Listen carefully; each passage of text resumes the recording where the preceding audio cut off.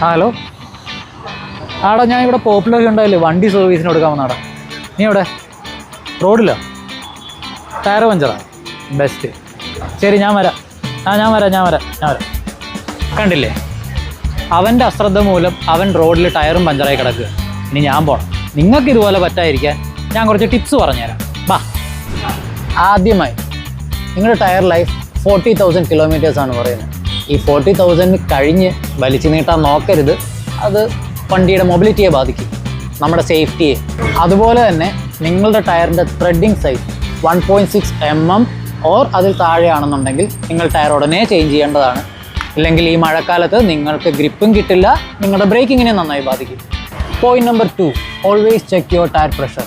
നിങ്ങൾ tyre pressure ഒരു monitoring സിസ്റ്റത്തിലോ ഇല്ല എന്നുണ്ടെങ്കിൽ ഒരു ഷോപ്പിലോ പോയി ചെക്ക് ചെയ്യുക.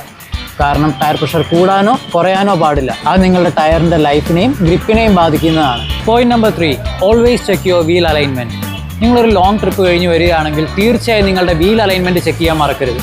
കാരണം അത് നിങ്ങളുടെ ടയർ ലൈഫിനെയും പിന്നെ വണ്ടിയുടെ ഹാൻഡ്ലിങ്ങിനെയും തീർച്ചയായും ബാധിക്കുന്നതാണ്.